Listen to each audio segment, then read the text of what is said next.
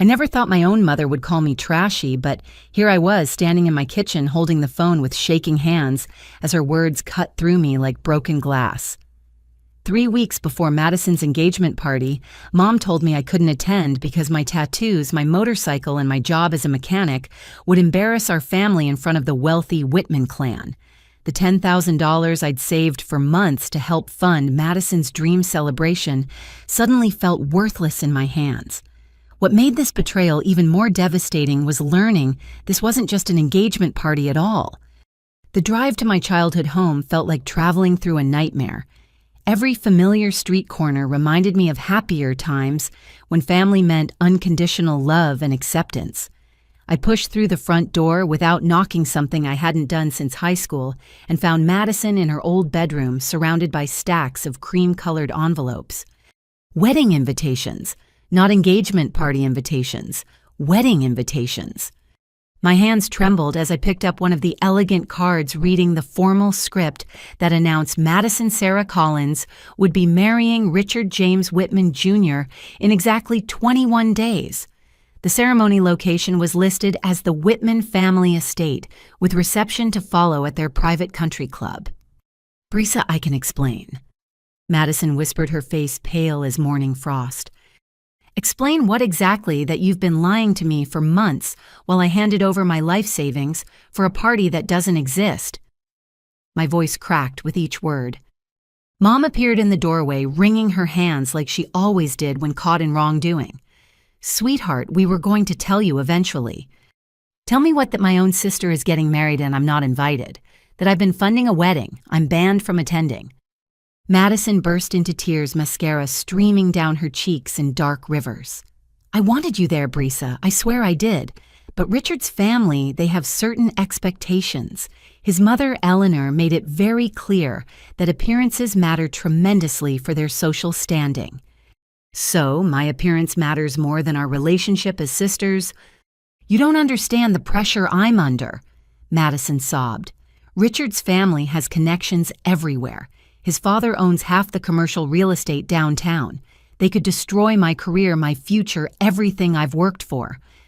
Mom stepped forward, placing herself between us like a referee. "Brisa, honey, this isn't about not loving you.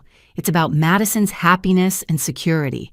The Whitmans are old money established families. They have traditions and ways of doing things." I felt my heart shattering into pieces. "And I don't fit those traditions." "Your motorcycle, the tattoos on your arms, your job at the garage." Mom listed each item like evidence in a criminal trial. "These people live differently than we do. They expect certain standards. Standards that apparently my own family doesn't think I meet." Madison wiped her eyes with the back of her hand. "I've been planning this for 8 months, Brisa. Every detail has been coordinated with Eleanor Whitman personally. The flowers, the music, the guest list, everything has to be perfect. Perfect enough that you need my money but not my presence." The silence stretched between us like an unbridgeable canyon. I looked around the bedroom where Madison and I had shared secrets, dreams, and sisterly bonds for decades. Photos of us together covered the dresser memories of camping trips, graduations, and family holidays. None of that seemed to matter anymore. "I contributed $10,000 to fund your dream wedding that I'm not allowed to attend," I said slowly. "Do you understand how that makes me feel?" "The money was a gift," Mom interjected quickly. "You said it was a gift for your sister's happiness."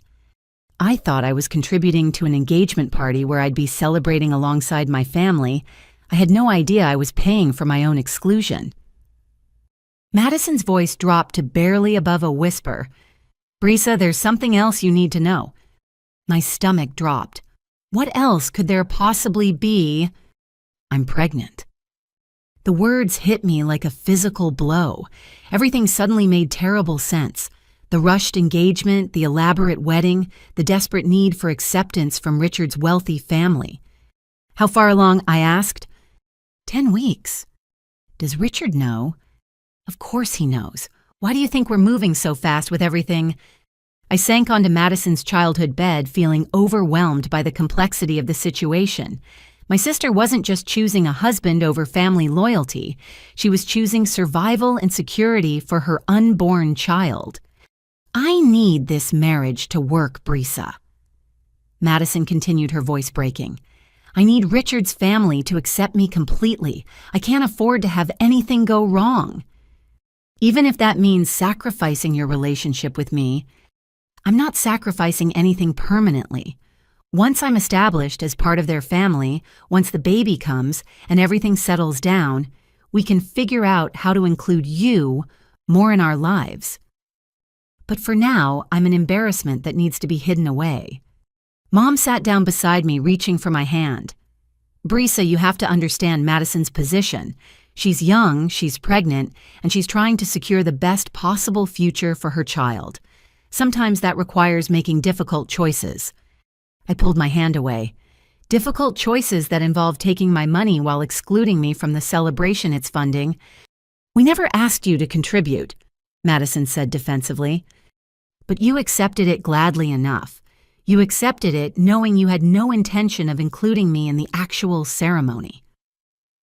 The weight of betrayal settled over me like a suffocating blanket. These weren't strangers treating me badly. This was my own family choosing social status over blood loyalty. I need to think about all of this, I said, standing up slowly. What does that mean? Mom asked nervously. It means I need time to process that my family considers me too trashy to associate with wealthy people, despite being willing to take my hard-earned money. As I headed toward the door, Madison called out desperately, Brisa, please don't do anything to ruin this for me, please. I turned back to look at her one final time, seeing fear and desperation in her eyes, rather than love or regret. I'm not the one who's ruined anything here, Madison. Driving home from that devastating confrontation, I couldn't shake the feeling that something didn't add up about this whole situation. Madison had always been independent and strong-willed. The frightened, desperate woman I'd just encountered seemed like a stranger wearing my sister's face. Back at my apartment, I opened my laptop and started researching the Whitman family. If they were going to judge me without ever meeting me, I figured I should at least learn who exactly was passing judgment. Richard James Whitman Sr. appeared first in the search results.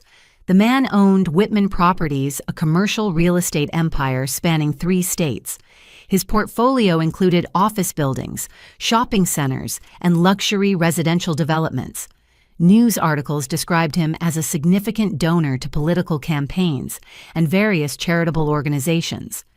Eleanor Whitman's social media presence painted her as the perfect society wife. Photos showed her at charity galas, art museum fundraisers, and exclusive country club events. Every image featured designer clothing and carefully posed smiles surrounded by other wealthy women. But it was Richard Jr. who really caught my attention. At 29 years old, he appeared to live off his family's wealth without any clear career or responsibilities. His social media showed expensive vacations, luxury cars, and constant appearances at exclusive social events. What struck me as odd was how few genuine friends seemed to appear consistently in his photos. Digging deeper into public records, I found more troubling information. Whitman Properties had faced multiple lawsuits over the past 5 years. Former employees had filed complaints about workplace harassment, unpaid wages, and unsafe working conditions. Most cases were settled out of court with confidentiality agreements, but the pattern was disturbing. I found myself particularly bothered by a lawsuit filed by Maria Gonzalez, a former cleaning supervisor at one of their office buildings. Her complaint described being fired after requesting proper safety equipment for her staff. According to court documents, Richard Sr. had personally called her replaceable and suggested she should be grateful for any employment at all. The more I researched, the clearer it became that the Whitman family viewed working-class people as completely disposable. My phone rang, interrupting my investigation. Carmen Rodriguez, my best friend since high school, was calling from her office at the private investigation firm where she worked. "Hey girl, you sound terrible. What's going on?" I filled Carmen in on the entire situation, from the devastating phone call to the wedding discovery, to my research findings. "Hold up," Carmen said. "You're telling me your family took your money for a wedding you're not invited to attend. Basically, yes. And this is because some rich family thinks you're too trashy for their social circle. According to my own mother, my tattoos and my job make me an embarrassment. Carmen was quiet for a moment.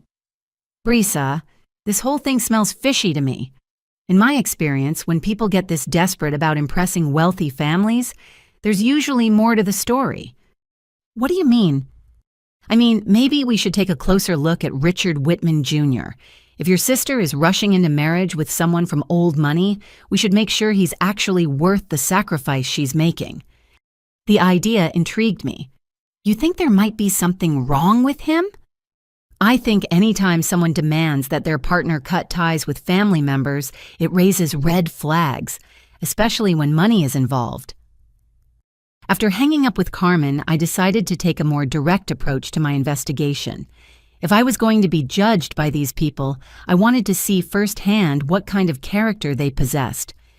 The next morning, I dressed in my most professional clothing and drove downtown to the Whitman Properties office building. The lobby was all marble and brass with abstract artwork that probably cost more than I made in a year. I approached the reception desk with a story I'd rehearsed. "Good morning. I'm interested in speaking with someone about commercial rental properties. I represent a small business looking to expand." The receptionist, a young woman with perfectly styled hair and a practiced smile, directed me to the 15th floor, where Richard Jr. maintained his office.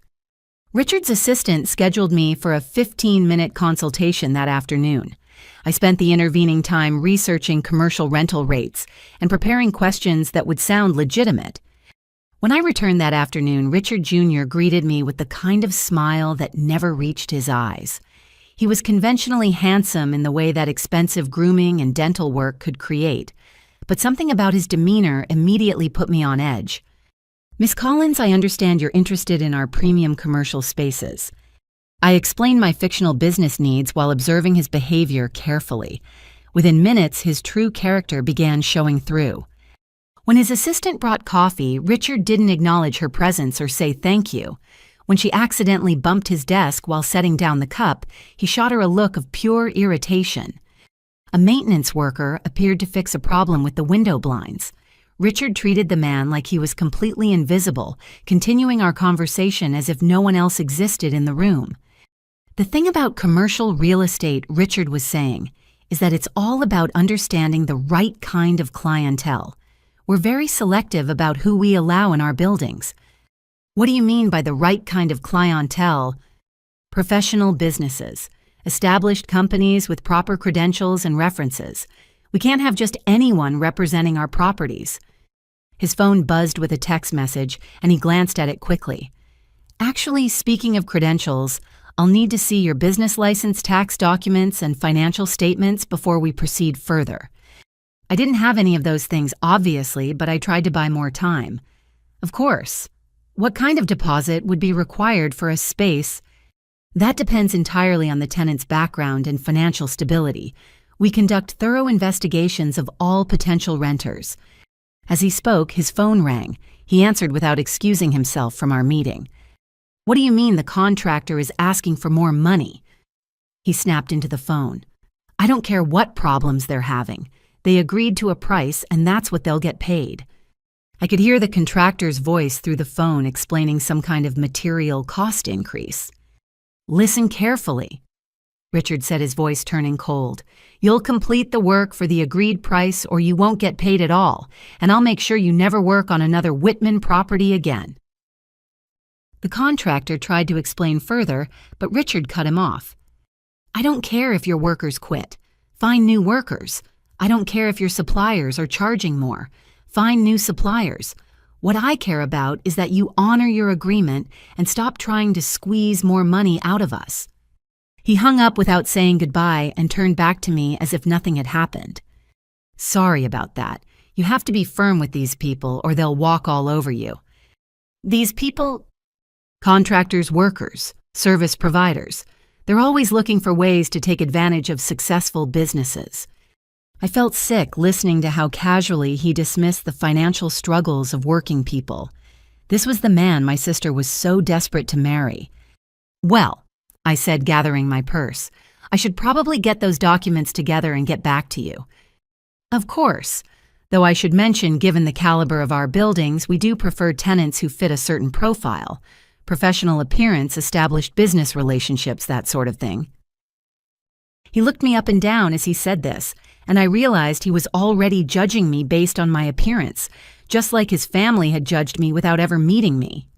As I waited for the elevator, I could hear Richard on another phone call through his open office door. "Madison, sweetheart, everything is proceeding perfectly for the wedding. Mother is handling all the final details with your family." My blood went cold hearing him mention Madison. No, don't worry about your sister. That situation has been handled appropriately. We can't have any disruptions to such an important event." The elevator arrived, but I hesitated, straining to hear more of the conversation. "Trust me, darling, after we're married and settled, we can revisit family dynamics. But for now, we need to focus on making the right impression with all the important people who'll be attending." As the elevator doors closed, I heard him say something that made my stomach drop. "Besides, this whole arrangement is temporary anyway. Once everything is properly secured, we can make adjustments as needed." What did he mean by temporary arrangement? That evening, I spread all my financial documents across my kitchen table, determined to understand exactly how my money was being used for Madison's wedding. The bank statements, canceled checks, and receipts told a story that was far different from what I'd been led to believe. My initial $10,000 contribution hadn't been a small part of a larger budget funded primarily by the wealthy Whitman family. It was, in fact, the cornerstone of the entire wedding funding. The florist deposit $3,000 from my account. The catering down payment $4,200 from my account. The photographer's retainer $1,800 from my account. Madison's wedding dress and alterations $950 from my account. Even the decorations and centerpieces had been paid for with my savings. I called the florist first, identifying myself as Brisa Collins and explaining that I needed to verify payment arrangements for the Collins-Whitman wedding. "Oh, yes, Miss Collins," the florist said cheerfully. "We received your payment last month. Beautiful arrangement choices, by the way. Your sister has excellent taste." "Just to confirm, was our payment the only deposit you received for this event?" "Yes, your check for $3,000 covered our full deposit requirement. We'll collect the remaining balance on the day of delivery." I hung up and immediately called the catering company. "Collins-Whitman wedding," I said when they answered. "I need to verify our payment status." "Certainly. We received your $4,200 deposit 6 weeks ago. The final payment of $8,300 will be due 48 hours before the event." "Has anyone else made payments toward this event?" "No, just your initial deposit. Is there a problem?" "No problem, thank you." The photographer told the same story. So did the rental company for chairs and tables. So did the bakery for the wedding cake. Every single vendor had been paid exclusively with money from my savings account. I called Madison immediately, my hands shaking with anger. "Brisa, I'm so glad you called," she answered. "I've been worried about you since yesterday." "Madison, I need you to explain something to me." "Of course. What is it?" "I just spoke with every vendor for your wedding. The florist, the caterer, the photographer, everyone." Silence on the other end of the line. "Madison, I'm here. Every single deposit for your wedding was paid with my money, not partially paid, completely paid." "Brisa, I can explain. You told me the Whitman family was covering most of the expenses and my contribution would just help with extras. That was the original plan." "What happened to the original plan?"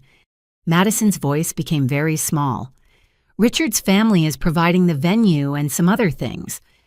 "What other things?" "The venue for the ceremony and access to their country club for the reception." "That's it." "Well, yes, but those are very expensive things, Brisa. Do you have any idea what it costs to rent a venue like the Whitman estate? Do you have any idea what it cost me to save $10,000 working as a mechanic? I never asked you to sacrifice anything." But you let me believe I was making a small contribution to a larger budget when in reality I was funding the entire wedding myself. It's not the entire wedding.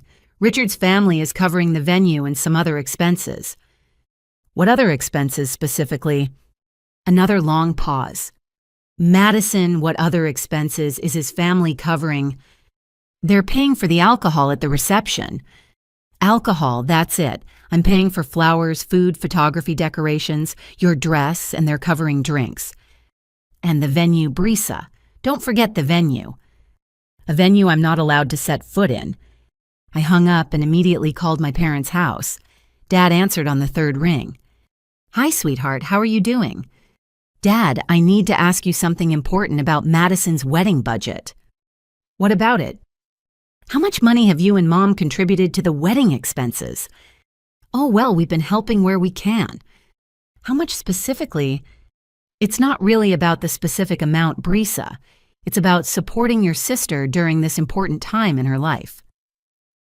Dad, please just tell me how much money you've contributed. We took out a small loan to help cover some of the additional costs. My heart stopped. What kind of loan? Just a small home equity loan, nothing we can't manage. How much? $15,000. I felt like I was going to throw up. Dad, you borrowed against the house. It's not a big deal, sweetheart. The interest rate was very reasonable, and we'll have it paid off in a few years. A few years? Madison's happiness is worth a little financial sacrifice. This wedding is a once-in-a-lifetime opportunity for her to marry into a wonderful family. Dad, does Madison know you borrowed against the house?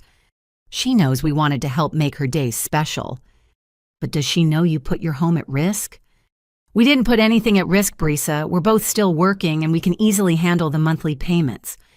After hanging up, I sat in my kitchen staring at all the financial documents spread across the table. My $10,000 plus my parents' $15,000 loan meant that our family had contributed $25,000 to fund a wedding where I wasn't welcome, and my parents were treated like embarrassing relatives. Meanwhile, the wealthy Whitman family was contributing the use of their property and some alcohol. But what bothered me most was the realization that Madison had allowed our parents to mortgage their home for her wedding without telling them about my exclusion from the ceremony. They thought they were funding a celebration that would include their entire family. I picked up my phone and called Carmen. I need your help investigating something, I said when she answered. What did you find? I found out that my family has contributed $25,000 to fund a wedding that I'm banned from attending, while the wealthy family contributing alcohol and a venue location. That's messed up, but not necessarily criminal. Carmen, there's something off about this whole situation. The way Richard talked about temporary arrangements, the way Madison seemed scared instead of happy, the way this family treats working-class people. What are you thinking? I'm thinking maybe we should look into Richard Whitman Jr.'s background more carefully. If my sister is sacrificing everything for this marriage, I want to make sure she's not walking into something dangerous. I can run a comprehensive background check if you want. Do it. What am I looking for specifically? Anything that suggests this marriage might not be what Madison thinks it is. As I cleaned up all the financial documents, one thing became crystal clear. I held all the financial leverage in this situation. Madison's dream wedding was entirely dependent on money from our family, not the wealthy Whitmans. If I chose to withdraw my funding, the entire celebration would collapse immediately. The question was, did I have the courage to potentially destroy my sister's wedding to protect my own dignity and my parents' financial security? The next morning, Carmen called me before 7 o'clock. Brisa, we need to talk. Can you meet me for breakfast? You found something, didn't you? I found a lot of things. How soon can you get to Melissa's Diner on 5th Street? 20 minutes later, I slid into the booth across from Carmen, who had a manila folder thick with papers sitting beside her coffee cup. This is bad, Brisa, really bad. How bad? Carmen opened the folder and pulled out several printed pages. Richard Whitman Jr. has been engaged twice before in the past 4 years. Engaged twice. First engagement was to Rebecca Patterson, daughter of Patterson Manufacturing. Her family owns 3 factories in Ohio. The engagement lasted 8 months before she called it off. Why did she call it off? According to my sources, she discovered Richard had been borrowing money against her family's business assets without their knowledge. Carmen pulled out another document. Second engagement was to Jennifer Hayes, whose family owns a chain of successful restaurants. That engagement lasted 6 months. Let me guess, financial impropriety. Jennifer's father found out Richard had been using their family credit accounts to pay off personal debts. When they confronted him, he claimed it was all a misunderstanding, but they ended the engagement immediately. I felt sick. So Madison is engagement number 3. It gets worse, Brisa. Both previous fiancés reported that Richard used pregnancy scares to pressure them into rushed weddings. Pregnancy scares. Rebecca told investigators that Richard convinced her she was pregnant and pressured her to elope immediately. When she took multiple pregnancy tests that came back negative, he claimed the stress of wedding planning had caused a miscarriage. And Jennifer, similar story. Richard claimed they needed to get married quickly because she was pregnant. When she insisted on seeing a doctor, he became controlling and manipulative, trying to isolate her from her family and friends. I stared at the documents, feeling cold despite the warm restaurant. Carmen Madison told me she's 10 weeks pregnant. Has she seen a doctor? I don't know. I didn't think to ask. Carmen pulled out more papers. There's something else. Richard owes significant money to several different creditors. Credit cards, personal loans, and some debts that appear to be related to gambling. How much money? Conservative estimate around $60,000 in various debts. $60,000. And that's just what I could verify through public records. The actual amount could be much higher. Carmen leaned forward, her voice dropping to barely above a whisper. Brisa, I think your sister is being targeted specifically because Richard researched your family's financial situation and knew about your savings. You think he chose Madison deliberately? I think he's been looking for families with available cash who are desperate enough for social advancement that they'll overlook red flags. But how would he know about our family's finances? Carmen pulled out one more document. Because 3 months before he started dating Madison, Richard hired a private investigator to conduct background checks on several potential targets. She slid a copy of an invoice across the table. The investigation company had been paid to research marriageable women from middle-class families with demonstrable access to capital. Madison's name appeared on a list of 12 women who had been investigated. He studied our family like we were marks in a con game, I said slowly. The investigator's report includes details about your job, your savings account, your parents' home equity, and Madison's career prospects. So when he started dating her, he already knew exactly how much money our family could contribute to a wedding. Exactly. And look at this. Carmen showed me a text message conversation that had been included in the investigative report. The private investigator had texted Richard, Colin's family appears optimal for your needs. Daughter has access to significant savings.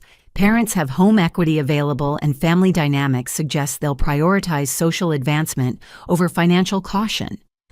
I felt like I couldn't breathe. He planned this entire thing. Brisa, there's one more thing you need to see. Carmen pulled out a final document. I managed to get a copy of a phone conversation Richard had with someone 2 weeks ago. My contact at the phone company owed me a favor. She handed me a transcript of the conversation. Richard, everything is proceeding according to plan. The family is fully committed financially. Unknown caller. What about the sister situation? Richard, that's been handled. She won't be a problem for the ceremony. Unknown caller, and after the ceremony, Richard, after the ceremony, we'll have access to their home equity and any other assets. The marriage gives me legal standing to manage family finances if needed. Unknown caller, what about the wife? Richard, Madison is useful for now. She's establishing my credibility with her family and providing access to their resources. Once everything is properly transferred and secured, we can reassess the situation. Unknown caller, reassess how. Richard, marriages and Tom, especially when wives become unstable or difficult to manage. As long as I maintain control of shared assets during the dissolution, the temporary inconvenience becomes quite profitable.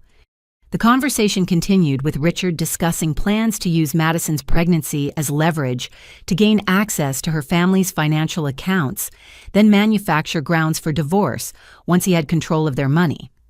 I stared at the transcript, feeling rage building inside me like a furnace. He's planning to marry my sister, steal our family's money, and then divorce her after destroying her emotionally and financially. That's exactly what he's planning. And Madison has no idea. Based on his previous pattern, he's probably isolating her from friends and family while making her feel completely dependent on him for emotional and financial security. I thought about how scared and desperate Madison had seemed during our last conversation, how different she was from her normal, confident self. Carmen, I have to stop this wedding. I know, but you need to be careful about how you approach it. Richard has a pattern of becoming dangerous when his plans are threatened.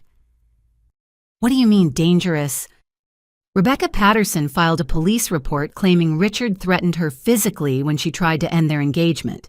Jennifer Hayes got a restraining order after Richard started stalking her and her family members. So if I expose him, he might hurt Madison. He might hurt Madison, he might hurt you, or he might disappear with whatever money he's already managed to access. I sat back in the booth feeling overwhelmed by the magnitude of the situation. My sister was about to marry a predator who was planning to destroy our entire family financially. What do I do, Carmen? We build an airtight case with enough evidence to protect Madison and your family while ensuring Richard faces legal consequences for his crimes. How long will that take? I can have everything compiled within 48 hours. But Brisa, you need to prepare yourself for the possibility that Madison might not believe you initially. Why wouldn't she believe me? Because Richard is an expert manipulator. He's probably spent months conditioning her to distrust outside influences and rely entirely on his version of reality. So even with proof she might choose him over her own family, it's possible. But once she sees the evidence and understands the pattern, she'll realize how much danger she's in. As we left the diner, Carmen handed me the entire folder of documents. Keep these safe. We're going to need every piece of evidence to stop Richard and protect your family. Walking back to my car, I felt the weight of responsibility settling over me like a heavy blanket. I had 48 hours to save my sister from a predator, protect my parents' home from foreclosure, and somehow preserve what remained of our family relationships. But for the first time since this nightmare began, I felt like I had the tools and knowledge needed to fight back. Carmen called me the next morning with a plan that made my stomach churn with nervous energy. We need to observe Richard in his natural environment, she explained. I want to see how he behaves when he thinks no one is watching, especially around his family. Where do you suggest we do that? The Riverview Country Club. Richard has lunch there every Tuesday with his parents. It's their regular family meeting to discuss business matters. How do you know that? Because I spent yesterday tracking his routine. The man is incredibly predictable when it comes to maintaining appearances. 2 hours later, Carmen and I sat in her car across the street from the most exclusive country club in the city. The building looked like something from a movie about old Southern aristocracy, all white columns and manicured gardens. I feel ridiculous, I said, adjusting the conservative business suit Carmen had insisted I wear. What if someone recognizes us? No one's going to recognize us. We're just two professional women having lunch at an upscale restaurant. Carmen had made reservations under false names and created fake business cards identifying us as consultants from out of state. The plan was to sit close enough to observe the Whitman family dynamics while remaining completely invisible. The maitre d' seated us at a corner table with a perfect view of the main dining room. Within 10 minutes, Richard arrived with an older couple who could only be his parents. Richard Sr. looked exactly like I'd expected from his photos. silver-haired, expensively dressed, carrying himself with the kind of confidence that comes from never having to worry about money. Eleanor Whitman was perfectly polished in the way that only comes from decades of professional grooming and designer clothing. But it was their behavior toward the restaurant staff that immediately caught my attention. When the server approached to take their drink orders, Eleanor didn't look up from her menu or acknowledge his presence. She simply stated her order, as if speaking to empty air. Richard Sr. snapped his fingers impatiently when the water glasses weren't filled quickly enough for his liking. And Richard Jr., my sister's fiancé, treated the young waitress like she was completely invisible, continuing his conversation while she stood waiting to take his food order. "Do you see how they're treating these people?" I whispered to Carmen. "I see it. Keep watching." As their lunch proceeded, I witnessed behavior that made my skin crawl. Eleanor complained loudly about the temperature of her soup, demanding the server take it back to the kitchen twice. When the poor young man returned with the reheated soup, she tasted it dismissively and announced it was barely acceptable. Richard Sr. questioned every item on the bill when it arrived, implying that the server might be trying to overcharge them despite the fact that they were members of this exclusive club. But it was what they discussed during their meal that really disturbed me. Carmen had positioned us close enough that we could hear portions of their conversation, especially when their voices rose during disagreements. "The Collins family situation is proceeding exactly as planned," Richard Jr. was saying. "They've committed their available capital to the wedding expenses." "And what about the sister problem?" Eleanor asked. "Handled completely. She won't be present for any of the wedding events." "Good. We can't have that kind of element around our guests." Richard Sr. leaned forward. "What about longer-term asset access? Once I'm legally married to Madison, I'll have joint access to any family accounts she's added to. The parents have already mortgaged their home to help fund the wedding, which means they're financially vulnerable." "How vulnerable?" Eleanor asked. "Vulnerable enough that they'll agree to any financial arrangement that seems to offer stability for their daughter and grandchild." Speaking of the grandchild, Richard Sr. said, "Have you confirmed the pregnancy situation?" Richard Jr. smirked. "Madison believes she's pregnant because I convinced her that her symptoms were conclusive. She hasn't seen a doctor yet because I've told her we should wait until after the honeymoon for a full medical consultation." Eleanor laughed coldly. "Brilliant manipulation, darling. The pregnancy pressure eliminates her ability to back out of the wedding." "And if she's not actually pregnant," Richard Sr. asked, "then we'll convince her that the stress of wedding planning caused a miscarriage. Women blame themselves for these things, so she'll be even more emotionally dependent on my support." I felt like I was going to be sick listening to them discuss my sister's life like it was a chess game. "What about the divorce timeline?" Eleanor continued. "I'm thinking 18 months to 2 years. Long enough to establish legal access to family assets, short enough to minimize long-term complications." Grounds for divorce: mental instability, emotional breakdown, maybe substance abuse issues. It's surprisingly easy to manufacture evidence of an unstable wife when you control her social environment and medical care. Carmen grabbed my hand under the table, probably sensing that I was about to stand up and confront them directly. Richard Sr. pulled out his phone and showed his family something on the screen. "Speaking of evidence, look what our investigator compiled about the Collins family background." They huddled around the phone, laughing quietly at whatever they were seeing. "The sisters' motorcycle club friends could be useful," Eleanor said. "We could imply criminal associations if we need to discredit her testimony later. And the father's employment history shows enough job changes to suggest instability," Richard Jr. added. "If we need to establish a pattern of family dysfunction, we have plenty of material to work with." "What about protective measures?" Richard Sr. asked. "What if the Collins family becomes suspicious before the wedding?" "I've already started documenting Madison's emotional volatility. Text messages, recorded phone calls, witnesses who can testify about her erratic behavior." "What witnesses?" Friends of mine who'll say they observed Madison being unreasonable, demanding, or emotionally unstable during wedding planning. Eleanor clapped her hands softly. Excellent preparation, darling. This could be our most profitable family acquisition yet. Family acquisition, Richard Jr. asked. Well, that's what these marriages are, really. Strategic acquisitions of middle-class families with accessible assets and limited legal sophistication. They continued discussing their plan in detail while Carmen and I sat frozen in horror. They talked about manipulating Madison's mental health, stealing our family's money, and destroying our reputations as casually as other families might discuss vacation plans. When they finally prepared to leave, Richard Jr. pulled out a small recording device from his pocket. I recorded part of my conversation with Madison yesterday, he told his parents. She was crying about her sister's situation, and she said some things that could be interpreted as unstable emotional outbursts. Perfect, Eleanor said. Document everything. We want a complete record of her deteriorating mental state. As they walked past our table toward the exit, I heard Eleanor say, "The Collins family has no idea what's about to happen to them." After they left, Carmen and I sat in stunned silence for several minutes. "Did you get all of that?" I finally whispered. Carmen held up her phone. "Every word. I recorded the entire conversation."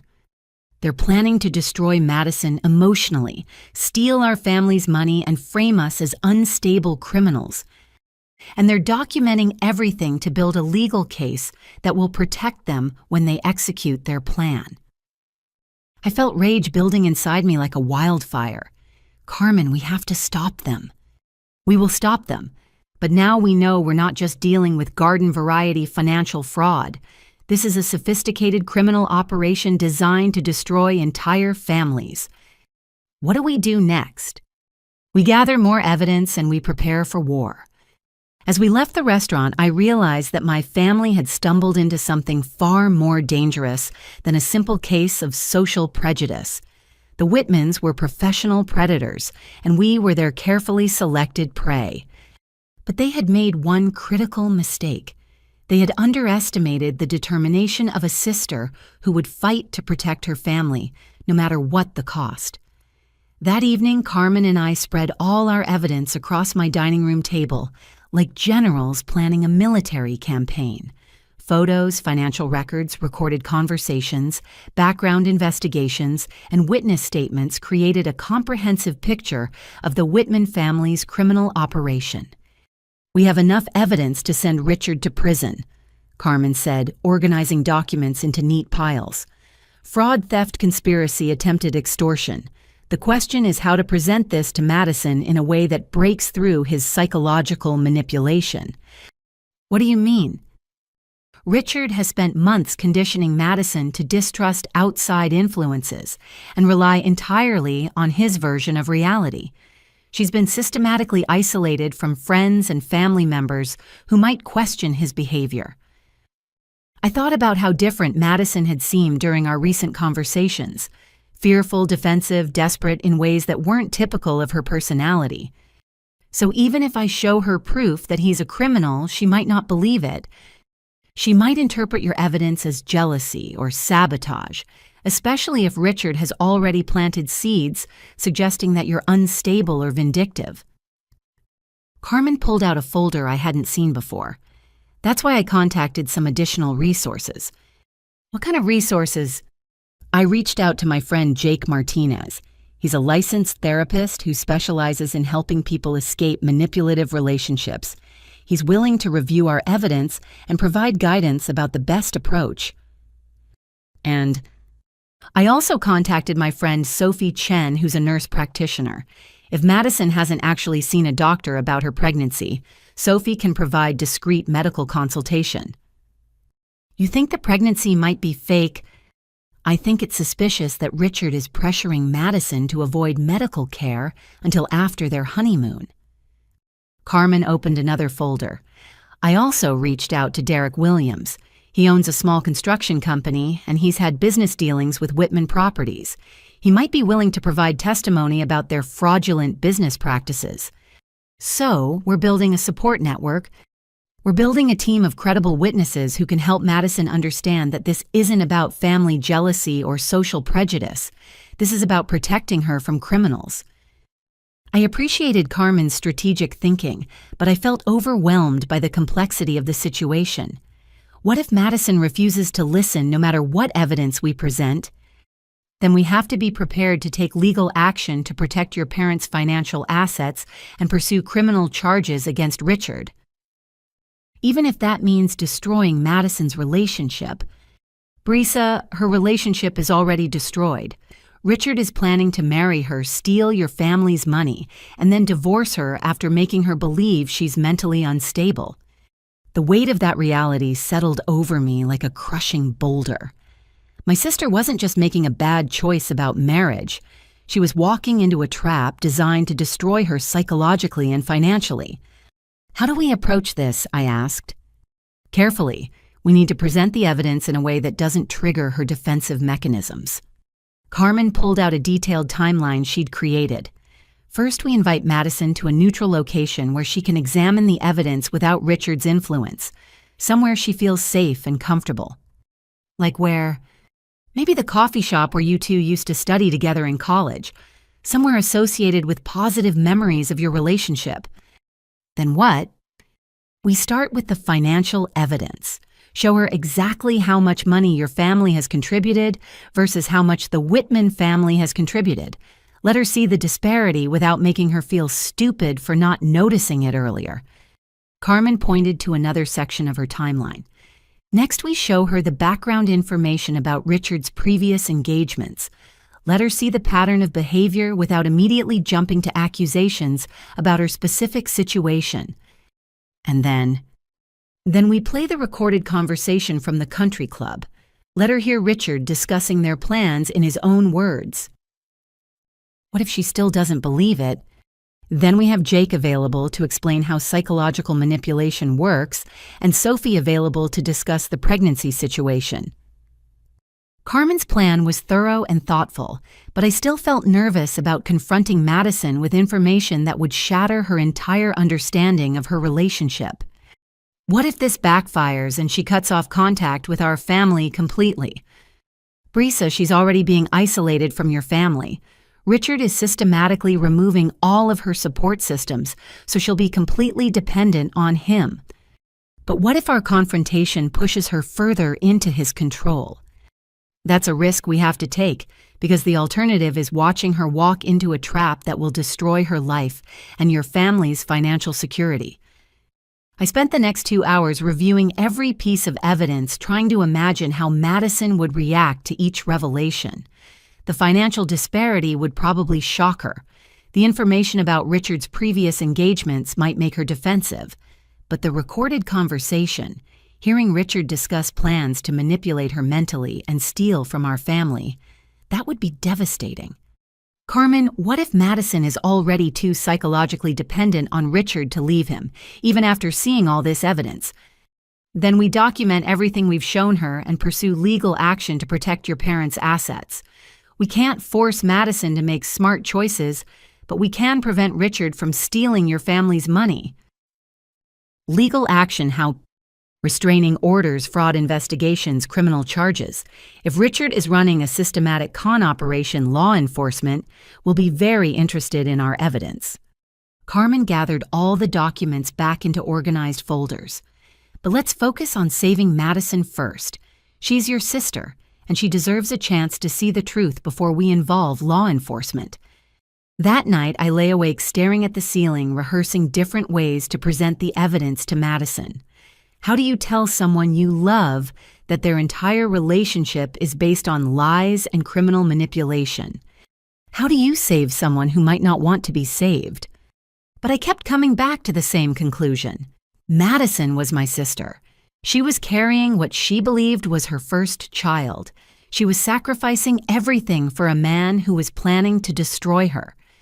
I had to at least try to save her, even if it meant risking our relationship forever. The next morning, I called Madison and asked if she wanted to meet for coffee at Grounded the Cafe, where we'd spent countless hours studying during college. "Is everything okay?" she asked, sounding suspicious. I want to apologize for how I reacted to your wedding news. I lied. I think I was hurt and jealous, and I said some things I regret. Oh, Brisa, I'm so relieved to hear you say that. Can we meet this afternoon and talk through everything? I want to understand your situation better and see if there's a way for us to move forward as sisters. Of course, I'd love that. As I hung up, I felt terrible about the deception, but Madison's safety was more important than my discomfort with lying. In 6 hours, I would either save my sister or lose her forever. Grounded Coffee Shop looked exactly the same as it had during our college years. Mismatched furniture, local artwork covering brick walls, and the familiar smell of espresso and fresh pastries. Madison arrived 15 minutes early and was already sitting at our old corner table when I walked in. She looked tired and thin, more fragile than I'd ever seen her. Dark circles under her eyes suggested she hadn't been sleeping well, and her normally perfect posture seemed slumped with exhaustion. "You look beautiful," I said, hugging her carefully. It wasn't entirely true. She looked stressed and unhealthy, but I wanted to start our conversation on a positive note. "Thank you. I feel like I've been running on coffee and anxiety for weeks." I ordered my usual latte and sat down across from her, trying to project calm confidence while my heart pounded with nervous energy. "Madison, I want you to know that everything I'm about to show you comes from a place of love and concern for your safety." Her expression immediately became guarded. "What do you mean, show me?" I pulled out the first folder of financial documents. "I want you to see exactly how the wedding expenses have been allocated between our families and the Whitman family." "Brisa, we don't need to go through financial details." "Madison, please, just look at this." I spread the vendor receipts and payment records across the table, showing her the clear pattern of payments coming exclusively from our family, while the Whitman contribution remained limited to venue access and alcohol. Madison glanced at the papers but didn't really examine them. "I know our family has been generous, and I'm grateful for that." "Madison, look at the numbers. Really look at them." Reluctantly, she picked up the florist invoice and saw the $3,000 payment from my account. Then the catering bill showing $4,200 from my account. Then the photography contract with my payment information. "I don't understand why you're showing me this," she said, but her voice was becoming less certain. "Because I want you to understand that our family has contributed $25,000 to fund your wedding, while Richard's family has contributed the use of their property and alcohol for the reception." "The venue is very expensive, Brisa." "I'm sure it is, but our family has taken out loans and depleted savings accounts to pay for your celebration, while his wealthy family has contributed almost nothing financial." Madison pushed the papers away. "Richard explained all of this to me. His family's contribution is different, but equally valuable." "Madison, there's more you need to see." I pulled out the folder containing Richard's background investigation. Carmen helped me research Richard's relationship history. "You investigated my fiancé." Madison's voice rose with indignation. "Brisa, that's completely inappropriate." "Richard has been engaged twice before in the past 4 years." "So people have relationship histories." "Both previous engagements ended when the women's families discovered Richard was stealing money from them." Madison stood up abruptly. "I'm not listening to this." "Madison, please sit down. Please let me show you the evidence." "Evidence you're treating my fiancé like a criminal suspect." "Because he is a criminal suspect." Other coffee shop patrons were starting to look in our direction as Madison's voice continued rising. "Richard told me you might try something like this," she said, gathering her purse. "He warned me that you were jealous of our relationship and might try to sabotage our wedding." "Madison, he's been manipulating you." "He's been protecting me from toxic family members who can't stand to see me happy." I felt desperation rising in my chest. "Madison, please just listen to one more thing." I pulled out my phone and queued up the recording from the country club. "Richard doesn't know we recorded this, but I want you to hear him discussing your relationship with his parents." "I'm not listening to illegally recorded conversations." "Please, Madison, just listen for 30 seconds. I pressed play and Richard's voice filled the space between us. Madison believes she's pregnant because I convinced her that her symptoms were conclusive. She hasn't seen a doctor yet because I've told her we should wait until after the honeymoon for a full medical consultation. Madison's face went completely white. Eleanor's voice continued. Brilliant manipulation, darling. The pregnancy pressure eliminates her ability to back out of the wedding. Richard's voice. And if she's not actually pregnant, then we'll convince her that the stress of wedding planning caused a miscarriage. Madison grabbed my phone and stopped the recording. Where did you get this? Carmen and I observed Richard having lunch with his parents yesterday. They discussed their entire plan to manipulate you emotionally and steal money from our family. Madison stared at the phone in her hands, her face cycling through shock, disbelief, and growing anger. This could be fake. Audio can be manipulated. Madison, you know that's Richard's voice. Even if it's real, it could be taken out of context. What context would make those statements acceptable? Madison set my phone down on the table with trembling hands. Brisa, I'm pregnant. I've missed 2 periods. I've been nauseous every morning. My breasts are tender. Those are real symptoms. When did you last see a doctor? Richard said we should wait until after the honeymoon to start prenatal care. Madison pregnancy tests are available at every pharmacy. Why haven't you taken one? Richard said home tests aren't reliable early in pregnancy. I reached across the table and took her hands. Madison, I love you. I want you to be happy and safe. But I think Richard has been lying to you about everything. Madison pulled her hands away. You're asking me to believe that the man I love, the man I'm marrying in 12 days, is actually a criminal who's been manipulating me for months. Yes, that's exactly what I'm asking you to believe.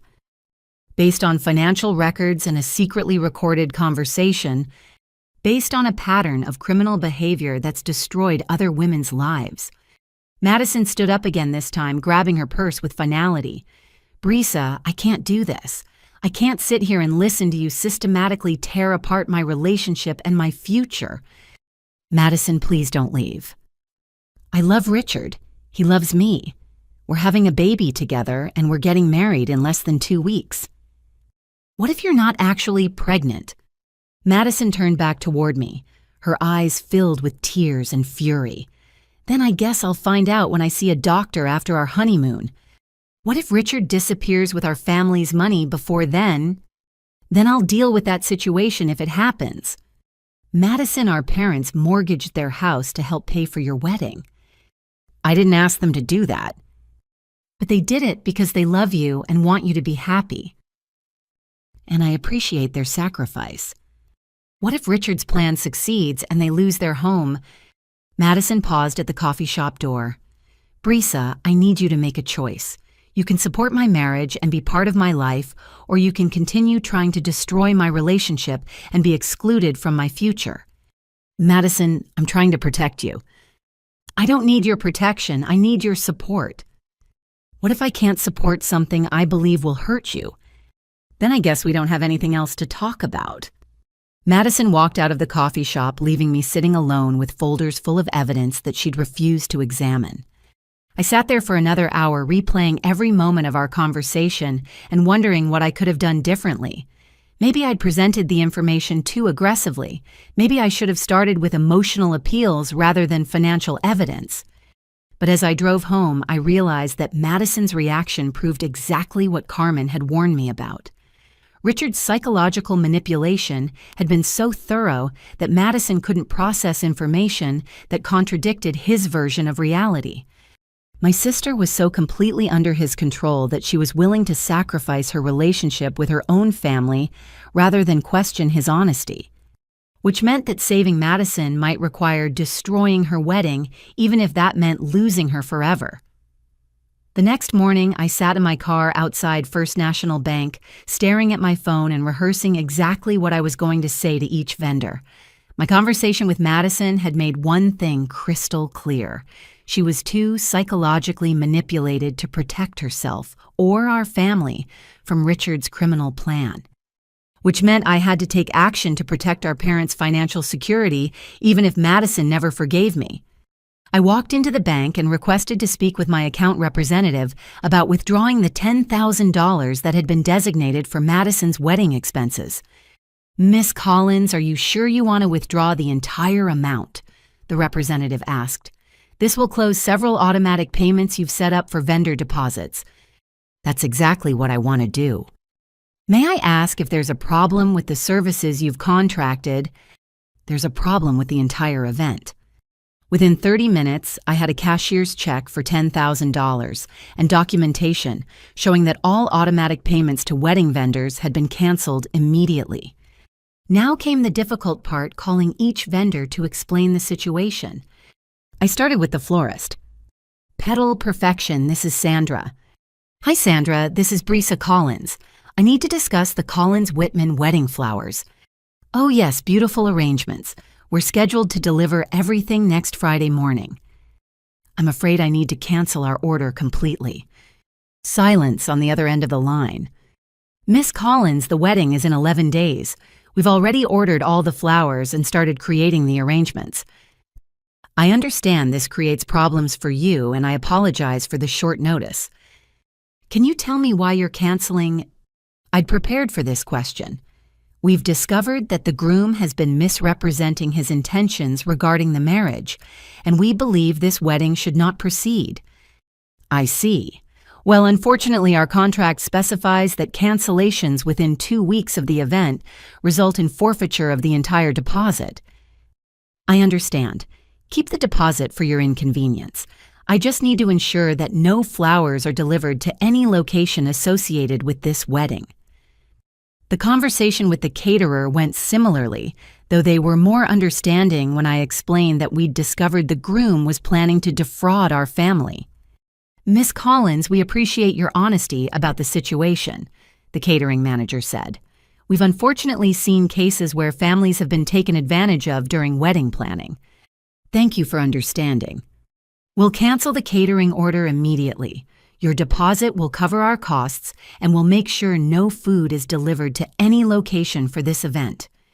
The photographer was sympathetic but professional. "I can cancel your photography contract, but I want you to know that we take client confidentiality very seriously. We won't discuss your family situation with anyone else involved in the wedding." "I appreciate that." "Miss Collins, if your sister contacts us directly about the photography, how would you like us to handle that conversation?" "Tell her that the photography services were canceled due to payment issues, and she'll need to make new arrangements if she wants professional photography for her event." By noon, I had successfully canceled every service that had been paid for with my money. The flowers, catering, photography, decorations, and even Madison's dress alterations had all been terminated. Madison's dream wedding was collapsing in real time. My phone started ringing almost immediately. "Brisa, what have you done?" Madison's voice was hysterical. "The florist just called me saying our entire order was canceled." "I withdrew my financial support for your wedding." "You can't do that." "I can do that, Madison. It was my money." "But the wedding is in 11 days. "Then you and Richard's family will need to find alternative funding for your celebration." "Brisa, please, I'm begging you, don't destroy my wedding." "Madison, I tried to show you evidence that Richard is planning to defraud our family. You refused to look at it." "So you decided to sabotage my entire life." "I decided to protect our parents from losing their home to pay for a wedding that's designed to steal their money." Madison was crying now. "Richard is going to be furious. His parents are going to think our family is completely unstable. Richard's parents are planning to help him steal our family's assets. Maybe they should think we're unstable enough to fight back." "You don't understand what you've done, Brisa. This wedding has to happen." "Why does it have to happen?" "Because I'm pregnant and I need Richard's support." "Madison, take a pregnancy test, go to a doctor. Find out if you're actually pregnant before you commit your entire life to someone who's lying to you." "I don't have time for that now. I have to figure out how to salvage my wedding." "Madison, listen to me carefully. If Richard really loves you, he'll help you find solutions for these problems. If he doesn't really love you, He'll blame you for the problems and make you feel guilty for things that aren't your fault. What's that supposed to mean? It means watch how Richard reacts to these setbacks. Does he comfort you and work with you to find alternatives, or does he get angry and make you feel like the problems are your responsibility to solve? Madison hung up without responding. An hour later, Mom called. Brisa Madison is here crying hysterically. She says you've destroyed her wedding. I canceled the services that I was paying for. Why would you do such a thing? Because Richard Whitman is a criminal who's planning to steal money from our family, and I'm not going to fund our own destruction. Brisa, that's a very serious accusation. Mom, I have recorded evidence of Richard discussing plans to manipulate Madison psychologically and gain access to our financial assets. What kind of recorded evidence? Richard had lunch with his parents yesterday and they discussed their entire criminal plan in detail. You were secretly recording people. Mom, Richard is planning to marry Madison, steal our money, and then divorce her after making her believe she's mentally unstable. Silence on the other end of the line. Mom, Brisa, come over here right now. Bring whatever evidence you think you have. Let's all sit down and discuss this like adults. Is Richard there? No, Richard is not here. Is Madison willing to look at evidence, or is she going to refuse to examine it like she did yesterday? She's willing to listen if you can prove what you're saying. I'll be there in 20 minutes. As I gathered all of Carmen's folders, my phone buzzed with a text message from an unknown number. Miss Collins, this is Eleanor Whitman. I believe we need to have a conversation about your recent actions regarding my son's wedding. Please call me at your earliest convenience. My blood ran cold. The Whitman family was already mobilizing to deal with the threat I represented to their criminal plan, which meant the real battle was just beginning. When I arrived at my parents' house, I found Madison curled up on the living room couch like a wounded animal surrounded by crumpled tissues and empty coffee cups. Mom and Dad sat nearby looking helpless and confused. Madison, I said gently, I know you're upset, but I need you to look at the evidence I tried to show you yesterday. She looked up at me with red-rimmed eyes. Brisa, Richard is furious. He says your actions prove that our family is unstable and manipulative. What exactly did he say? He said you're trying to destroy our relationship because you're jealous that I'm marrying into a successful family. And what did you tell him? I told him you were just hurt about not being invited to the wedding and that you'd probably calm down and restore the funding once you had time to process everything. I felt a chill run down my spine.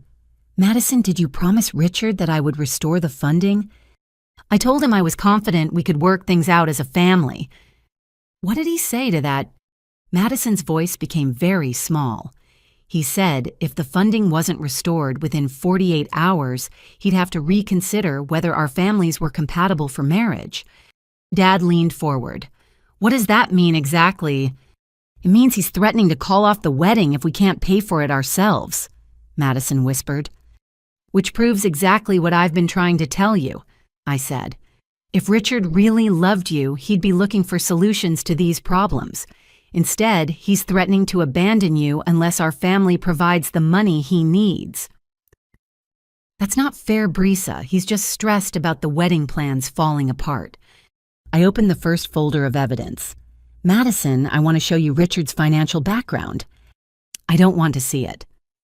I want to show you his pattern of targeting women from families with available assets. Stop it, Brisa. I want you to hear the recording of him discussing plans to manipulate your pregnancy and steal our money. I said, stop it. Madison stood up and ran toward the stairs, but Mom caught her arm. Madison, honey, if Brisa has evidence of something serious, we need to examine it. I can't listen to this, Mom. If I start doubting Richard now, I'll lose everything. What do you mean you'll lose everything? Madison sank back onto the couch, looking defeated. I mean, I'll lose my fiancé, my wedding, my future security, and my chance to give my baby a stable family. Dad spoke quietly. Madison, what if you're not actually pregnant? I am pregnant, Dad. But have you taken a test? Have you seen a doctor? Richard said we should wait until after the honeymoon for medical consultations. Madison, I said gently, why would he want you to wait for medical care if you're carrying his child? Because he said early medical interventions can sometimes cause complications. Mom and Dad exchanged worried glances. Sweetheart, Mom said, that doesn't sound like accurate medical advice. Are you all saying that Richard has been lying to me about everything? Madison's voice was rising toward hysteria. We're saying we want you to verify your pregnancy independently before you make life-altering decisions based on Richard's medical advice, Dad said carefully. Fine. I'll take a pregnancy test right now, and when it comes back positive, I want all of you to apologize for doubting my relationship. Madison stormed into the downstairs bathroom with a pregnancy test Mom retrieved from her medicine cabinet. The rest of us sat in uncomfortable silence, waiting for results that might change everything. 10 minutes later, Madison emerged from the bathroom holding the test with shaking hands. It's negative, she whispered. What? Mom asked. The test is negative. I'm not pregnant. Madison collapsed onto the couch, staring at the test like it was a foreign object. But I had symptoms: morning nausea, breast tenderness, missed periods. Madison, I said gently, stress and anxiety can cause all of those symptoms. But Richard was so certain I was pregnant. Because Richard wanted you to believe you were pregnant. Madison's face went through a series of expressions: confusion, realization, and growing horror. He's been lying to me about the pregnancy. I pulled out my phone and played the recording from the country club. Madison believes she's pregnant because I convinced her that her symptoms were conclusive. Madison listened to Richard's voice with growing shock. When Eleanor's voice added, the pregnancy pressure eliminates her ability to back out of the wedding, Madison grabbed the phone and threw it across the room. He's been manipulating me for months, she said, her voice hollow with disbelief. Madison, there's more you need to know. I showed her the background information about Richard's previous engagements, the financial discrepancies in wedding funding, and the evidence of his systematic criminal behavior. Madison examined each document carefully, no longer defensive or dismissive. He chose me because your investigator told him our family had accessible assets. Yes. And he was planning to divorce me after stealing our money. Yes. And he's been recording our conversations to build a case that I'm mentally unstable. According to what we heard at the country club, yes. Madison sat in stunned silence for several minutes, processing the magnitude of Richard's deception. I've been so stupid, she finally said. You weren't stupid, sweetheart, Dad said. You were targeted by professionals who know how to manipulate people. Madison, I asked carefully, what do you want to do now? I want to call off the wedding completely. Are you sure? Brisa, he convinced me I was pregnant to pressure me into marriage. He planned to steal our family's money and then divorce me while making me think I was crazy. What part of that suggests I should marry him? I felt overwhelming relief that Madison was finally seeing Richard clearly. What about his reaction when he finds out the wedding is canceled? I don't care about his reaction. I care about protecting our family from his criminal plans. Madison, Mom said, what about the money we've already spent? The venue, deposit the loan we took out? We'll figure out the financial situation, Madison said, but we're not going through with a wedding designed to destroy our family. As if summoned by our conversation, Madison's phone rang. Richard's name appeared on the screen. Answer it, I suggested, but put it on speaker so we can all hear how he reacts to problems. Madison answered the phone with trembling hands. Hello, Richard. Madison, darling, I've been thinking about our situation and I have some ideas for resolving the vendor problems. What kind of ideas? Well, my family is willing to advance some money to cover the canceled services, but we'd need assurance that your family's financial contributions would be restored immediately after the wedding. What kind of assurance? Just some documentation showing your parents' available assets and your sister's banking information. Standard paperwork for family financial planning. Madison looked at me with wide eyes. Richard was asking for access to our family's complete financial information. Richard, I need to ask you something important. Of course, darling. Am I actually pregnant? Silence on the other end of the line. Madison, what kind of question is that? It's a simple question. Am I pregnant or not? Sweetheart, you know we discussed waiting until after our honeymoon for medical consultations. Richard, I took a pregnancy test today. It was negative. Another long silence. Madison, home pregnancy tests aren't reliable early in pregnancy. You shouldn't trust those results. So you're saying I am pregnant despite a negative test. I'm saying we should trust the symptoms you've been experiencing rather than an unreliable testing method. Madison looked around the room at all of us, seeing our expressions of shock and disgust at Richard's continued manipulation. Richard, I want to postpone our wedding until we can sort out these medical and financial questions. Postpone the wedding, Madison, that's completely unacceptable. We have over 100 guests expecting to attend our ceremony in 9 days. But if there are questions about my pregnancy and our family's financial compatibility, there are no questions, Madison. There are only problems created by your unstable sister, who's trying to destroy our relationship. Richard's voice was becoming cold and threatening in a way that made my skin crawl. Madison, you need to choose right now between loyalty to your family and loyalty to our future together. What does that mean? It means you either restore the wedding funding and exclude your sister from all future family decisions, or I'll be forced to reconsider whether this marriage can succeed. Madison looked at me with tears in her eyes, finally understanding that Richard's love was entirely conditional on her family's financial submission. Richard, I need time to think about everything. You don't have time to think, Madison. You have time to choose. And with that ultimatum, Madison finally heard the voice of a man who had never loved her at all. After Richard's threatening phone call, the atmosphere in my parents' living room felt like the calm before a devastating storm. Madison sat staring at her phone, finally understanding the true nature of the man she'd almost married. He's going to come after our family now, she said quietly. Richard doesn't handle rejection well, and we've just destroyed months of his planning. What do you mean he's going to come after us? Dad asked. I mean, he's vindictive and he has resources. He's not going to just walk away quietly after we've exposed his criminal operation. Carmen had warned me about this possibility. Men like Richard became dangerous when their schemes were threatened, especially when they felt publicly humiliated. Madison, what kind of threats has Richard made in the past? I asked. He mentioned that my motorcycle club friends could be portrayed as criminal associates if anyone ever questioned our relationship. What else? He said Dad's employment history showed instability that could be used to discredit our family's credibility. I felt cold anger building in my chest. Richard had been systematically gathering ammunition to destroy our family's reputation if we ever opposed his plans. Madison, we need to know everything Richard said about our family. Every threat, every piece of information he claimed to have, every way he suggested he could hurt us. Madison spent the next hour recounting months of subtle threats and manipulation tactics that Richard had disguised as protective concern. He documented her emotional moments during wedding planning. He'd photographed our family home and vehicles.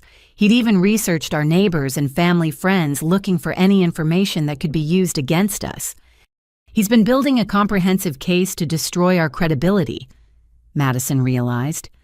If we'd tried to expose him after the wedding, he could have made us look like unstable criminal troublemakers. But now we have evidence of his criminal behavior, I pointed out. Evidence that he'll claim is fabricated or illegally obtained. Carmen called while we were discussing our options. Brisa, how did the conversation with Madison go? She finally understands the situation, but now we're worried about Richard's retaliation. That's exactly what I was calling about. My contact at the police department told me something disturbing. What? Richard filed a report this afternoon claiming that your family has been threatening and harassing him. My stomach dropped. What kind of report? He claims you've been stalking him, making threatening phone calls, and attempting to extort money from his family. That's completely false. I know it's false, but Richard provided documentation that appears to support his claims. What kind of documentation? Fake text messages, manipulated audio recordings, and witness statements from people who claim to have observed your threatening behavior. I felt like I was falling down a rabbit hole of criminal deception. Carmen, he's been planning this retaliation strategy all along. It gets worse, Brisa. Richard also filed a report claiming that Madison has been displaying erratic and potentially dangerous behavior, suggesting she might need psychiatric intervention. Madison grabbed the phone from my hands. Carmen, this is Madison. What did he say about me? He claims you've been having emotional breakdowns, making threats of self-harm and showing signs of severe mental instability. But that's not true. Madison, I believe you completely, but Richard has documentation that appears to support his claims. What kind of documentation? Audio recordings of phone conversations where you're crying and talking about feeling hopeless. Photos of you looking distressed. Witness statements claiming you've been acting irrationally. Madison's face went white. He recorded our private conversations and took photos of me when I was upset about wedding stress. And now he's using that documentation to build a case that you're mentally unstable and your family is criminally threatening. I took the phone back. Carmen, what do we do? We build a stronger case against Richard faster than he can build a case against your family. How? I've been in contact with Richard's previous victims. Rebecca Patterson and Jennifer Hayes are willing to provide testimony about his criminal pattern. They'll help us. They've been waiting for someone to build a strong enough case to ensure Richard faces legal consequences. What can they provide? Financial records showing how Richard stole from their families, documentation of his manipulation tactics, evidence that he uses the same psychological abuse patterns against every victim. Carmen's voice became more urgent. But Brisa, we need to move quickly. Richard is already working to discredit your family's credibility. If we don't present our evidence soon, law enforcement might dismiss our claims as revenge tactics by people he's already portrayed as unstable. How long do we have? Maybe 48 hours before Richard's false narrative becomes established as truth. After hanging up, Madison and I spent the rest of the evening compiling every piece of evidence we had about Richard's deception. Financial records, recorded conversations, background investigations, and witness statements filled multiple folders. But I kept thinking about Richard's threat regarding my motorcycle club friends. He'd suggested they could be portrayed as criminal associates, which meant he'd been researching them as potential targets for character assassination. Madison, I need to warn Jake, Sophie, and Derek about Richard's potential retaliation. Who are Jake, Sophie, and Derek? Friends from my motorcycle club who were planning to attend your engagement party. Richard might try to create false evidence of criminal associations. I called Jake Martinez first. Jake was a decorated Army veteran who'd served 3 tours in Afghanistan before returning home to work as a trauma therapist. Jake, I need to warn you about something serious. What's going on, Brisa? I explained the entire situation with Richard and his threats to portray my friends as criminal associates. So this guy is planning to claim that your motorcycle club friends are dangerous criminals, Jake asked. That's what Madison overheard. Brisa, I'm a licensed therapist with security clearance from my military service. Sophie is a nurse practitioner at Children's Hospital. Derek owns a successful construction company and volunteers with Habitat for Humanity. I know you're all upstanding citizens, Jake, but Richard specializes in manipulating perception and creating false narratives. What do you need from us? I need you to document your professional credentials and community involvement in case Richard tries to spread false information about your backgrounds. Jake was quiet for a moment. Brisa, what if we help you build a case against Richard instead of just defending ourselves? What do you mean? I mean, Sophie has connections in the medical community who might be interested in Richard's fake pregnancy manipulation. Derek has business connections who've probably dealt with Whitman Properties, and I have contacts in law enforcement who specialize in financial fraud cases. I felt a surge of hope. You'd all be willing to help. Brisa, this guy targeted your family for criminal exploitation. He manipulated your sister psychologically and tried to steal your parents' home. Of course, we're willing to help. After talking to Jake, I called Sophie Chen, who was working a night shift at the hospital. Sophie, I need to tell you about something that might affect you indirectly. Sophie listened to the entire story without interrupting, asking clarifying questions that demonstrated her analytical medical training. Brisa Richards' fake pregnancy manipulation is actually a form of medical fraud, she said when I finished. If he's been discouraging Madison from seeking actual medical care while claiming professional knowledge about pregnancy, he's practicing medicine without a license. Is that a serious criminal charge? Very serious, especially if he's been using false medical information to manipulate someone into marriage. Could you help document the medical fraud aspects of his behavior? I can connect you with colleagues who specialize in investigating medical malpractice and fraud. We take this kind of manipulation very seriously. Finally, I called Derek Williams, who owned Williams Construction. Derek, have you ever had business dealings with Whitman Properties? Unfortunately, yes. They owe my company $12,000 for work we completed 6 months ago. They haven't paid you. Richard Sr. keeps claiming there were quality issues with our work, but he won't specify what issues or allow us to address them. It's obvious they're just trying to avoid paying. Derek, would you be willing to provide testimony about Whitman Properties' fraudulent business practices? Absolutely. And Brisa, I know at least 4 other small businesses that have similar unpaid contracts with them. By midnight, I had commitments from Jake, Sophie, Derek, and several of their professional contacts to help build a comprehensive case against Richard and his family's criminal operation. But as I fell asleep that night, I couldn't shake the feeling that Richard was building his own case against us just as quickly. The question was, who would present their evidence to law enforcement first? The next morning, Carmen arrived at my apartment with 2 large boxes of additional evidence and a grim expression. Richard escalated his campaign against your family overnight. She announced setting the boxes on my kitchen table. What happened? He filed additional police reports claiming that you and your motorcycle friends have been conducting surveillance on him and his family. But we only observed him once at the restaurant. Richard claims you've been following him for weeks, taking photographs of his home and workplace, and making threats against his personal safety. Carmen opened the first box, revealing dozens of photographs and documents. He provided these to police as evidence of stalking behavior.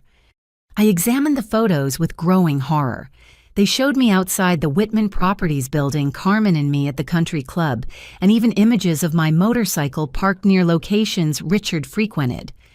Carmen, how did he get these photos? He's been conducting counter-surveillance since the day you first visited his office. Counter-surveillance. Richard hired private investigators to document your activities while you were investigating his background. The implications hit me like a physical blow. So he knew we were building a case against him. He's known for days, and he's been systematically creating evidence to portray your investigation as criminal stalking.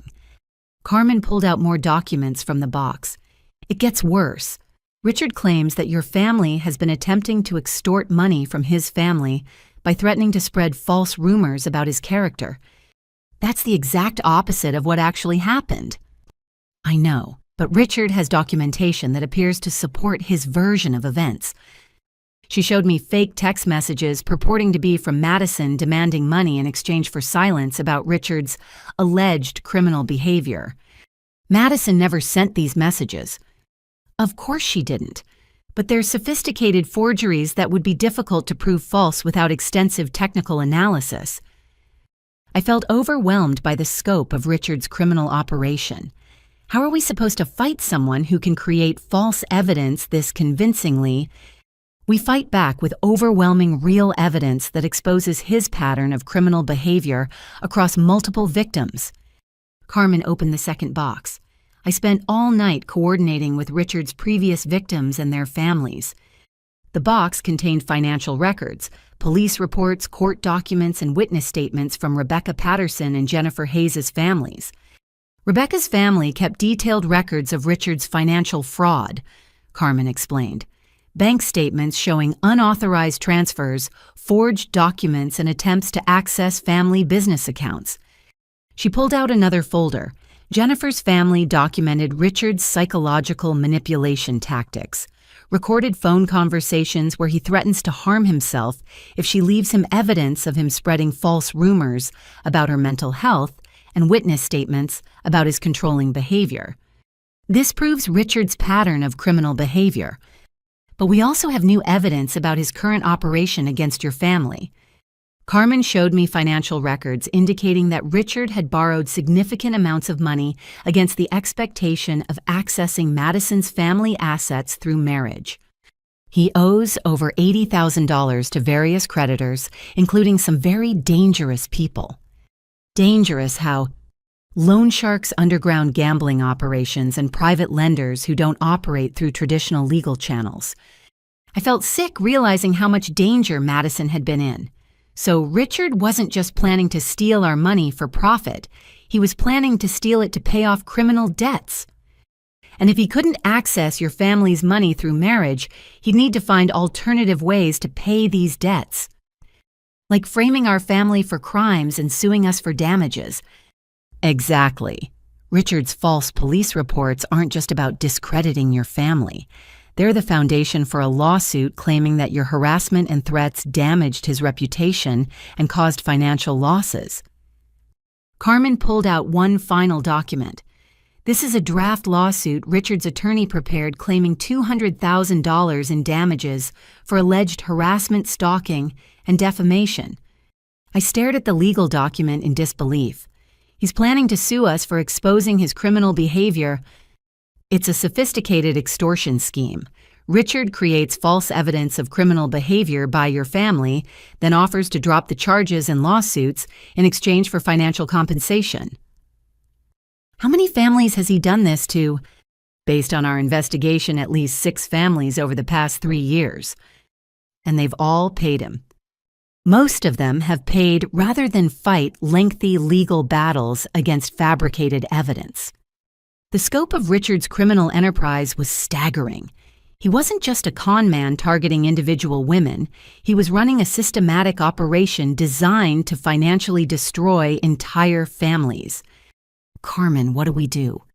We present all of this evidence to law enforcement and prosecutor's office simultaneously before Richard can establish his false narrative as accepted truth. Will they believe us? With this much documentation across multiple victims, they'll have to take our claims seriously. Carmen began organizing all the evidence into chronological order. But Brisa, you need to understand that once we present this evidence, Richard will know that his criminal operation has been exposed. What does that mean? It means he'll become desperate and dangerous. Men like Richard don't go to prison quietly. You think he might try to hurt Madison or our family? I think he might try anything to avoid facing the legal consequences of his crimes. As if summoned by our conversation, my phone rang. Madison's number appeared on the screen. Brisa, you need to come over here right now, Madison said, her voice shaking with fear. What's wrong? Richard is here at Mom and Dad's house. He's demanding to speak with all of us together about resolving our family misunderstanding. Madison, don't let him into the house. He's already inside. Mom let him in before I could stop her. We're on our way. As Carmen and I gathered all the evidence boxes, I realized that Richard had decided to confront our family directly, rather than wait for his legal strategy to unfold, which meant the most dangerous phase of this situation was just beginning. When Carmen and I arrived at my parents' house, we found Richard sitting in our living room like he owned the place, speaking to my family in a calm, reasonable tone that made my skin crawl. Brisa, Carmen, please join us, he said with a smile that didn't reach his eyes. I think we can resolve all these unfortunate misunderstandings if we communicate openly and honestly. Madison sat curled in the corner of the couch, looking terrified. Mom and Dad appeared confused and intimidated by Richard's confident demeanor. What are you doing here, Richard? I asked. I'm here to discuss how we can put this unpleasantness behind us and move forward as a family. There is no family, Richard. Madison called off the wedding. Madison was understandably upset about the vendor cancellations, but I'm sure we can work through those temporary setbacks. Richard's voice remained perfectly controlled, but I could see rage simmering behind his eyes. Madison, would you like to tell Richard what you discovered yesterday? I asked. Madison looked at me with pleading eyes, clearly afraid of Richard's reaction. Madison learned that she's not actually pregnant, I continued. She took a pregnancy test that came back negative. Richard's mask of composure slipped for just a moment. Home pregnancy tests are notoriously unreliable early in pregnancy. Richard, you convinced Madison she was pregnant to pressure her into marriage. That's an absurd accusation, Brisa. Carmen stepped forward with our boxes of evidence. We have recorded audio of you admitting to manipulating Madison about her pregnancy. Any recordings obtained through illegal surveillance would be inadmissible in court. But they're not inadmissible in the court of public opinion. Richard's eyes narrowed as he looked at the evidence boxes. What exactly do you think you have there? We have documentation of your criminal activities spanning multiple victims over several years. Criminal activities, I think you've been watching too many detective shows, Brisa. Carmen opened the first box and pulled out the financial records from Richard's previous victims. We have bank statements showing how you stole money from Rebecca Patterson's family. Rebecca and I had a business disagreement that was resolved privately. We have court documents showing how you attempted to forge access to Jennifer Hayes' family assets. Jennifer's family misunderstood some financial planning discussions. Carmen continued pulling out evidence. We have witness statements from 6 different families describing identical patterns of manipulation and theft. Richard stood up slowly, his composure finally cracking. You've been very busy, haven't you, ladies? We've been protecting our family from a predator. Protecting your family? Richard laughed coldly. You've been stalking me, harassing my family, and fabricating evidence to support delusional conspiracy theories. The only thing delusional here is your belief that you could steal from our family and get away with it. Richard pulled out his phone and started recording. I want everyone in this room to witness that Brisa Collins is making false accusations against me and my family. Go ahead and record Richard. We want documentation of this conversation, too. Carmen was also recording on her phone while simultaneously texting someone. Richard. Madison said quietly, I know you've been lying to me about everything. Richard's attention snapped to Madison with frightening intensity. Madison, sweetheart, you're confused and upset. These people are filling your head with paranoid fantasies. I heard the recording of you discussing plans to manipulate my pregnancy and steal my family's money. That recording is fabricated, Madison. Audio can be easily manipulated with computer software. Even if the recording is fake, you still convinced me I was pregnant when I wasn't. Richard moved closer to Madison, his voice becoming soft and threatening. Madison, you need to be very careful about the accusations you make. False statements about someone's character can have serious legal consequences. Are you threatening my sister? I asked. I'm advising her about the legal ramifications of defamation. Carmen's phone buzzed with a response to her text message. She looked at it and smiled. Richard, I think you should know that representatives from the district attorney's office are on their way here to review our evidence. Richard's face went completely white. You called the police. We called the prosecutor's office that handles financial fraud cases.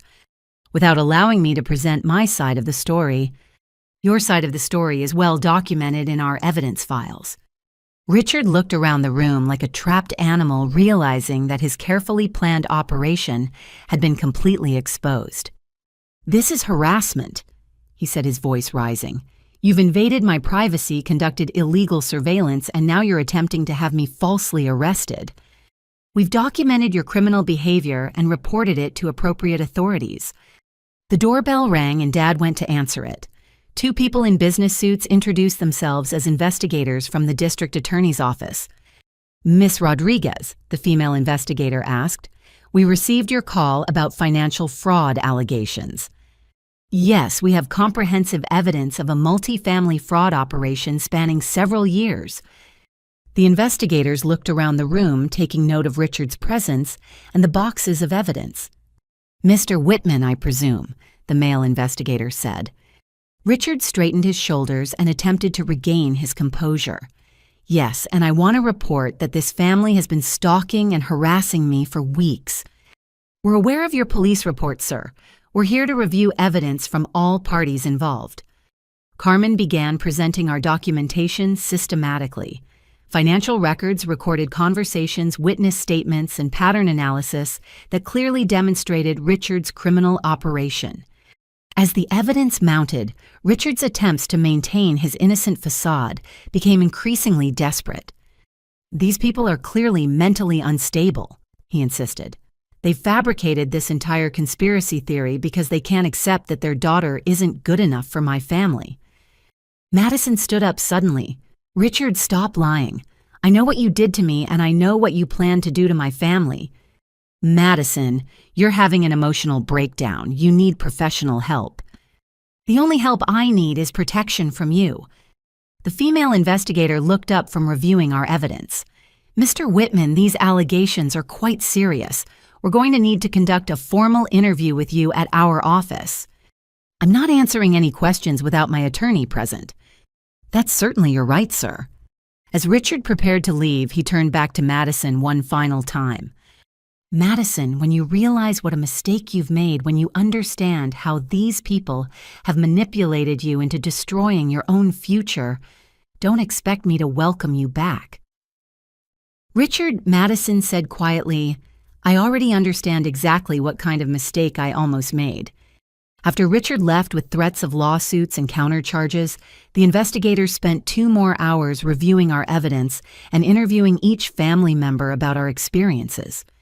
When they finally finished, the female investigator looked at Carmen with professional respect. "Miss Rodriguez, this is one of the most comprehensive fraud investigations we've ever received from civilian sources." "Will there be criminal charges?" I asked. "Based on the evidence you've presented, we'll be pursuing multiple felony charges against Mr. Whitman and potentially his family members." As the investigators left with copies of all our evidence, I felt a mixture of relief and lingering anxiety. We had exposed Richard's criminal operation and protected our family from financial destruction. But I knew that men like Richard didn't surrender quietly, and his threats of retaliation were probably just beginning. 2 days after the DA investigators left with our evidence, I received an unexpected phone call that changed everything. "Miss Collins, this is Eleanor Whitman." I nearly dropped the phone. "Mrs. Whitman, I wonder if we might arrange a private conversation. There are some matters regarding my son that I believe we should discuss." "I'm not sure what we would have to discuss, Mrs. Whitman." "I think you might be surprised, Miss Collins." Against my better judgment, I agreed to meet Eleanor Whitman at a neutral coffee shop downtown. Carmen insisted on accompanying me, convinced this was some kind of trap or attempt at intimidation. Eleanor arrived exactly on time, looking impeccably dressed, but somehow diminished from the confident woman I'd observed at the country club. She sat down across from us with careful dignity. "Miss Collins, Miss Rodriguez, I want to begin by apologizing for my family's inexcusable behavior toward your family." I stared at her in shock. "I'm sorry, what?" "I said I want to apologize. Our treatment of you and your family has been reprehensible." Carmen leaned forward. "Mrs. Whitman, we have recordings of you discussing plans to manipulate Madison and steal money from their family.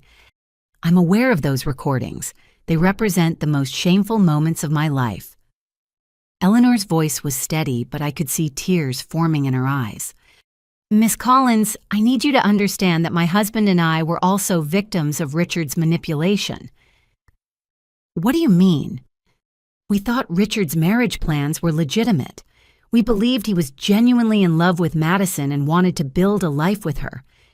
But the recordings capture conversations where Richard convinced us that your family was trying to take advantage of our wealth. He told us you were social climbers who would exploit our generosity and eventually demand more and more financial support." I felt confused by this unexpected turn. So you didn't know about Richard's criminal plans? We knew Richard had financial difficulties, but he told us they were temporary setbacks caused by bad business investments. We had no idea he was systematically targeting families for theft. Eleanor pulled out a folder of documents. After your family exposed Richard's operation, my husband and I hired our own investigators to examine Richard's activities. She slid the folder across the table to Carmen. We discovered that Richard has been stealing from our family accounts for over 2 years. Carmen opened the folder and examined bank statements, showing unauthorized transfers totaling over $150,000. Richard was using our family credit accounts to pay off gambling debts and personal loans, Eleanor continued. He forged our signatures on documents and used our business connections to establish credibility for his fraud operations. You had no idea this was happening.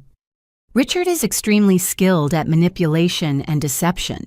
He convinced us that any financial discrepancies were caused by accounting errors or business fluctuations. Eleanor's voice became more emotional.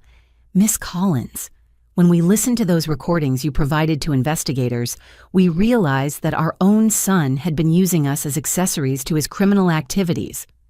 What are you saying, Mrs. Whitman? I'm saying that my husband and I want to help you ensure that Richard faces full legal consequences for his crimes. Carmen and I exchanged incredulous looks. You want to help prosecute your own son? Our son is a criminal who has destroyed multiple families and brought shame to our family name. He needs to be stopped before he hurts more people. Eleanor pulled out additional documents. My husband and I are prepared to provide complete financial records showing Richard's theft from our accounts. We're also willing to testify about his manipulation tactics and his pattern of lying to family members. Why would you do that? Because it's the right thing to do. And because we want to make amends for the terrible way we treated your family. Eleanor's next words shocked me even more. Miss Collins, my family owes you a significant debt of gratitude. Your investigation exposed Richard's criminal behavior before he could steal even more money from us or destroy more innocent families. Mrs. Whitman, you called my family trashy and inappropriate for your social circle. I said things I deeply regret based on lies Richard told us about your family's character and intentions. Eleanor leaned forward with sincere intensity. Miss Collins, I've spent the past 2 days learning about your family. Your father is a hard-working man who's never missed a day of work in 20 years. Your mother volunteers at the food bank and tutors children at the community center. You work as a skilled mechanic and saved $10,000 to help your sister's wedding. She paused, gathering herself. My family has more money than we know what to do with, but we don't have the kind of character and integrity your family demonstrates every day. I felt tears forming in my own eyes. Mrs. Whitman, you don't need to. Yes, I do need to say this. I need you to understand that everything my family said about your social class was wrong and shameful. Eleanor pulled out one more document. Miss Collins, I want to ask if your family would consider accepting our financial support for pursuing criminal charges against Richard. What kind of financial support? Legal fees, investigation costs, and compensation for the money you've already lost due to Richard's fraud. Carmen studied the document Eleanor had provided. Mrs. Whitman, this is a substantial amount of money. It's the least we can do to help repair the damage Richard has caused. I looked at Eleanor Whitman, seeing genuine remorse and determination in her expression. Mrs. Whitman, what about your husband? Is he also willing to testify against Richard? My husband is devastated by Richard's criminal behavior. He's prepared to do whatever is necessary to ensure justice is served. And you understand that testifying against Richard might result in serious prison time for your son? Eleanor's voice became firm and resolute. Miss Collins, Richard is 29 years old. He's had every advantage in life, every opportunity to make good choices. Instead, he chose to become a criminal who destroys innocent families. She looked directly into my eyes. If Richard goes to prison, it's because of his own actions, not because of our testimony.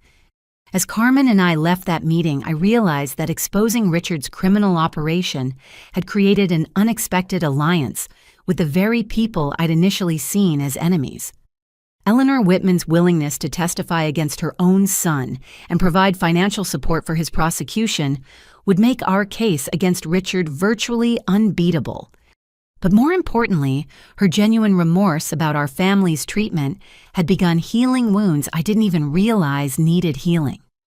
Sometimes justice comes from the most unexpected sources. 6 months later, I sat in a packed courtroom watching Richard James Whitman Jr. receive a sentence of 8 years in federal prison for fraud, theft, and conspiracy charges spanning 7 different families over 3 years. The evidence Carmen and I had compiled, combined with Eleanor and Richard Sr.'s testimony about their son's theft from their own accounts, had created an overwhelming case that Richard's defense attorney couldn't challenge. During the trial, we learned the full scope of Richard's criminal enterprise. He had systematically targeted middle-class families with accessible assets, manipulated vulnerable women into rushed marriages, and stolen over $400,000 through various fraud schemes. Rebecca Patterson and Jennifer Hayes had testified about Richard's psychological manipulation tactics, providing crucial evidence about his pattern of isolating victims from their support systems and creating false pregnancies to pressure marriage decisions.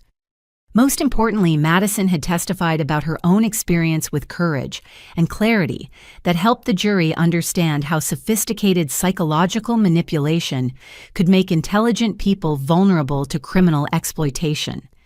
The defendant used my pregnancy fears and my family's desire for social advancement to manipulate us into funding our own financial destruction, Madison had told the court.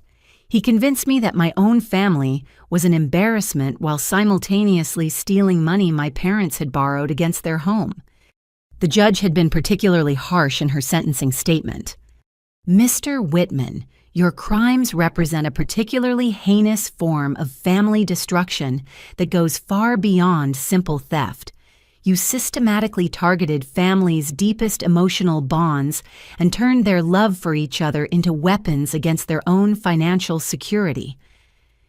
She had continued, your manipulation of pregnancy fears and social anxieties demonstrates a level of psychological cruelty that demands significant incarceration to protect other potential victims.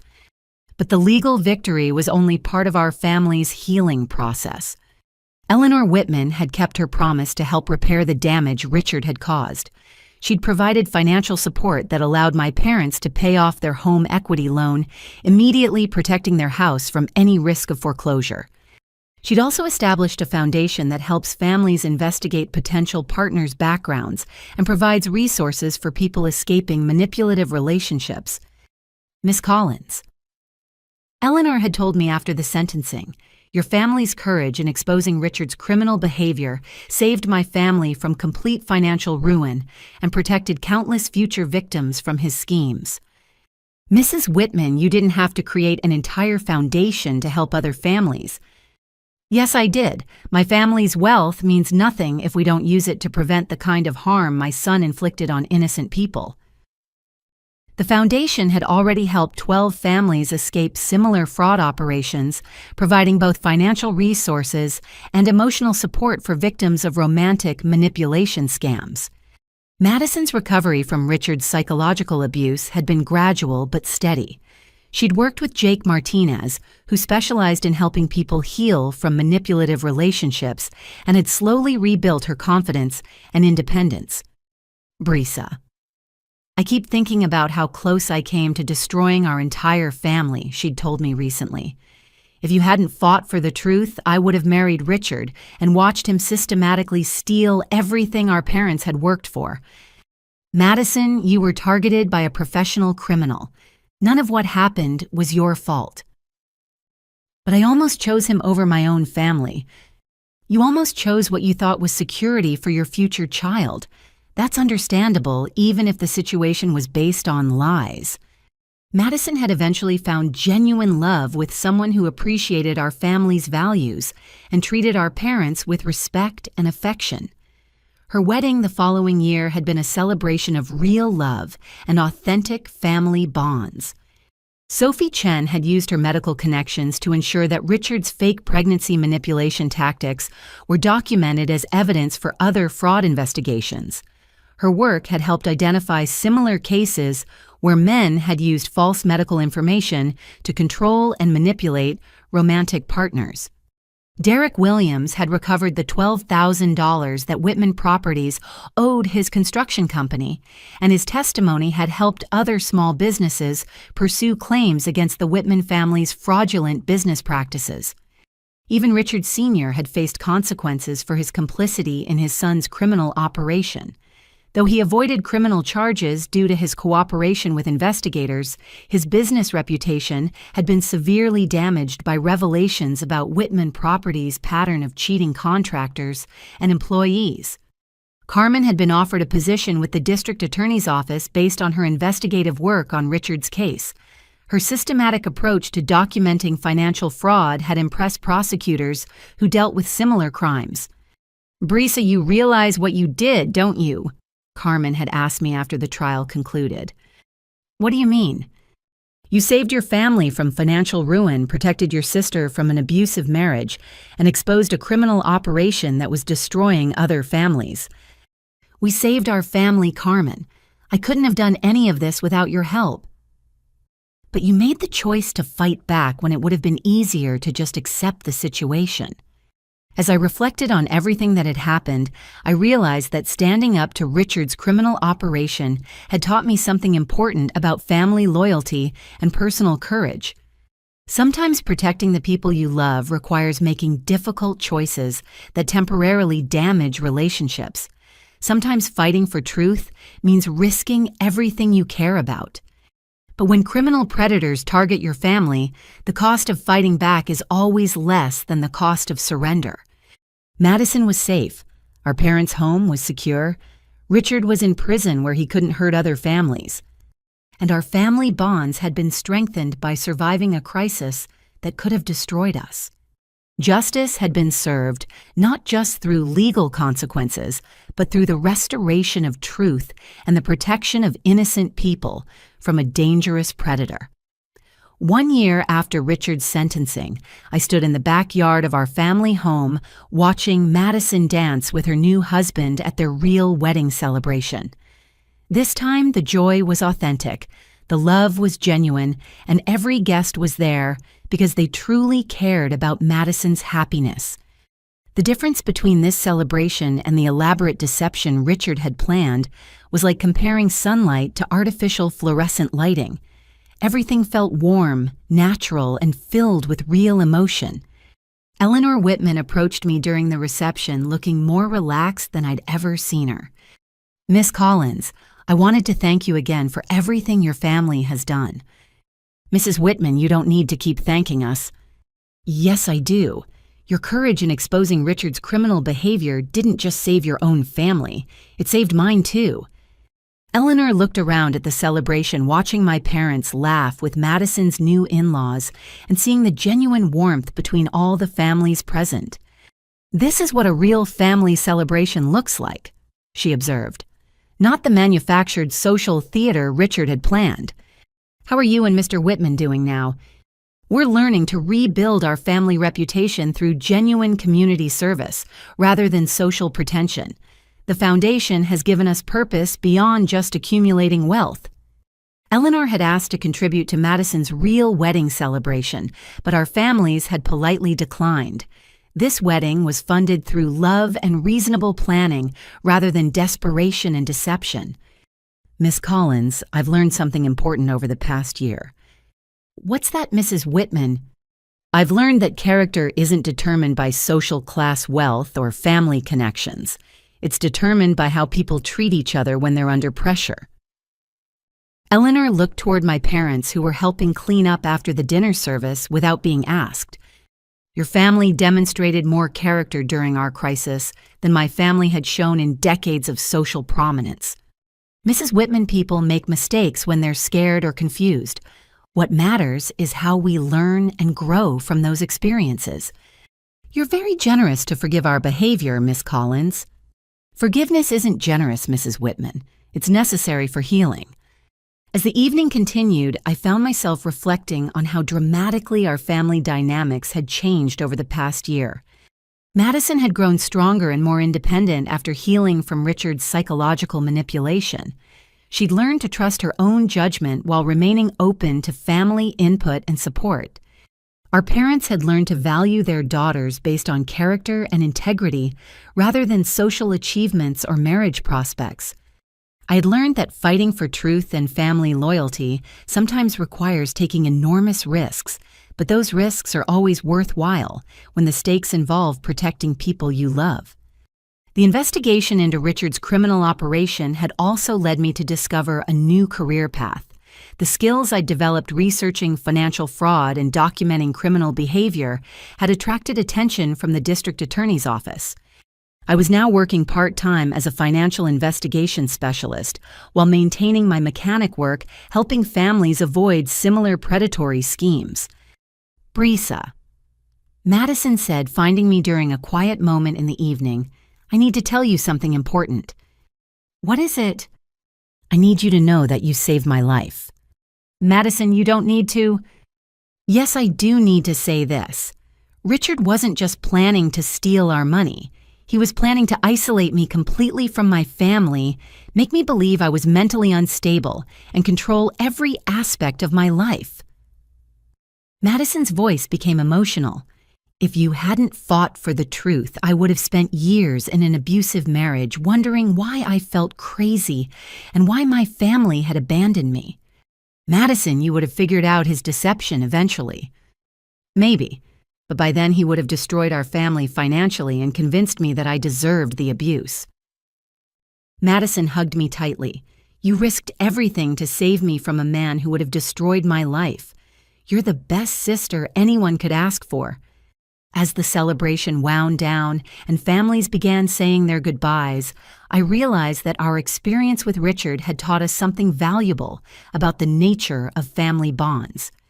True family loyalty isn't about blindly supporting each other's choices. It's about being willing to fight for each other's well-being, even when that means challenging decisions or confronting difficult truths. Sometimes love requires saying no. Sometimes protection requires causing temporary pain. Sometimes saving someone means risking the relationship itself. Eleanor Whitman had been right about character being revealed under pressure.